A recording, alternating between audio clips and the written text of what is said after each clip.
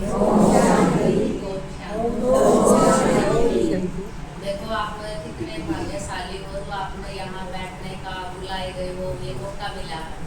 कहाँ है वो भगवान के घर? भगवान को हम सब ढूंढ रहे हैं ना, फिर हम मिलेंगे भी।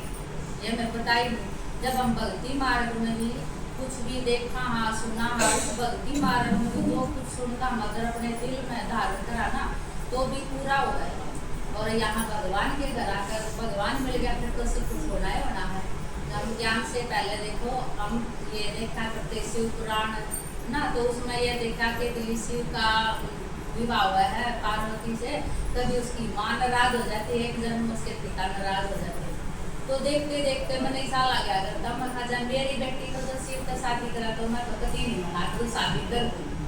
तो पहले ये संकल्प होया करते, पर कैसे हुआ ये मैं पता नहीं था, पर देख कर खुशी होया करती। तो हमने दीदी मिली, जैसे दीदी यहाँ आती है ना तो गिरावट में भी क्लास लगी है, प्रदर्शनी लगी, तो 2 महीने हो गए थे मैं बाद में गई। तो जब मैंने पहले दीदी की वाणी सुनी तो वह व्यक्त मुरली थी, उस मुरली में था कि छोड़ो तो छूटो, आज बंधन में हर कोई है। ये नहीं है कि भी सब आजाद हैं, सब कोई बंधन में, किसी के घर के हमें छुट्टी नहीं देते जाने की, है ना। तो हमारे भी बंधन के बहुत ज्यादा थे।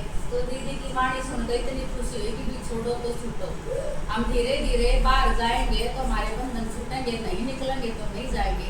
दीदी ने बताया एक पक्षी है डाली को पकड़े बैठा है और वो उसको पकड़े रहेगा तो उड़ नहीं सकता, है ना, छूट जाएगी तो वो उड़ जाएगा, छोड़ देगा तो बहुत अच्छा लगा। तो इसका जो दीदी का समर्पण हुआ, दीदी की शिव से शादी हुई, तो उसका मतलब क्या होता, शिव की पार्वती बन गई ना। तो शिव की पार्वती बन गई तो पार्वती का क्या काम है, सबके दुख दूर करना, और वो शिव से कह के ना सबके दुख दूर करवाती है।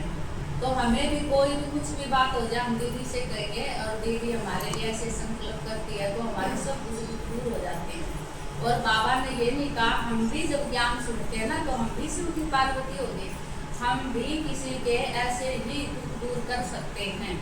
तो मैं यही का अनुभव बताऊंगी करेले का। वो बहन आई हुई है, उसको मैं लेके आई हूँ, रीना बहन, एक बार खड़ी होकर दिखाना, वो पहली बार आई है यहाँ पे।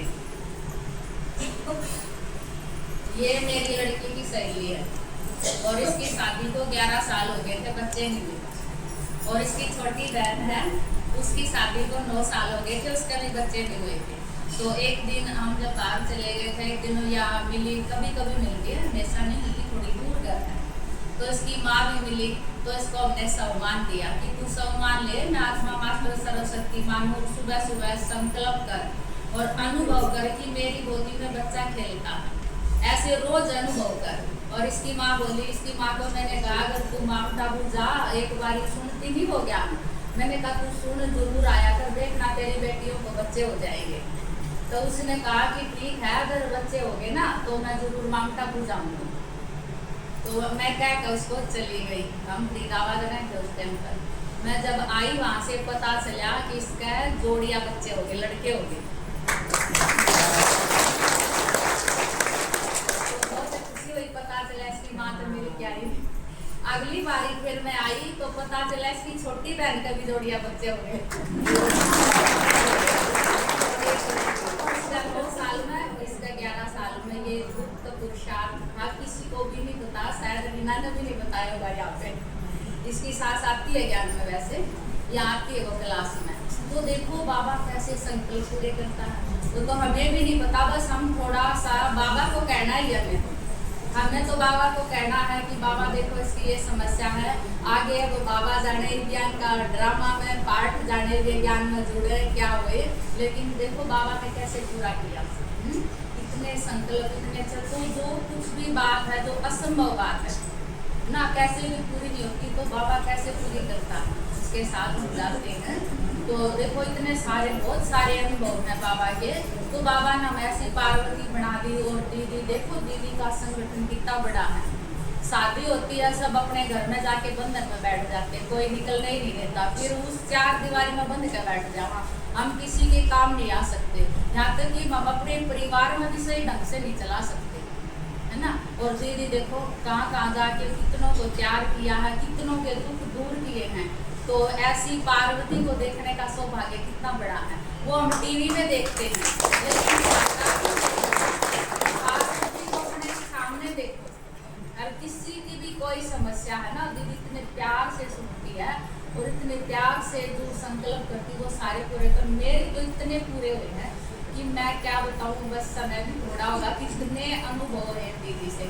जो मेरी बहन थी उसका भी 4 लड़की थी। तो ऐसे देखो कोई भी भगवान जानता है, से बाबा जानता है किसके द्वारा किसका कल्याण होता है ना। तो आप जब अनुभव सुनोगे ना आपको पता चलेगा। हम यहाँ आते हैं 1 घंटा सुनने के लिए, वो कोई व्यर्थ नहीं जाता।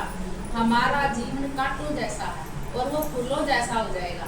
हम रोते रहते हैं लेकिन सत्य की राह नहीं मिलेगी। और जब यहाँ पे घर जा के बुला रहे हैं फिर भी किसी के बंधन, और वो बंधन हम खुद तोड़ेंगे ना तो टूटेंगे भी। एक बार ही हमने हिम्मत करनी है। देखो वैसे भी हम घर वालों से डांट तो खाते ही ना, और भगवान के नाम पर डांट खाएंगे तो मारने थोड़ी देगा, वो मारने नहीं देगा। एक बार हम कदम तो उठाएं। अगर हम कदम ही नहीं उठाएंगे तो कुछ नहीं कर सकते। बेशक कितने तीर्थ कर लो, कुछ भी कर लो। और जब भगवान साकार मारे और बुला रहे फिर भी हम नहीं आ रहे। एक दूसरे को ये अनुभव सुनाओ कि भाई कितना अच्छा होता वहाँ जाके, कितने हमारे कष्ट कटते हैं यहाँ आने के बाद। भक्ति में कुछ नहीं होता था।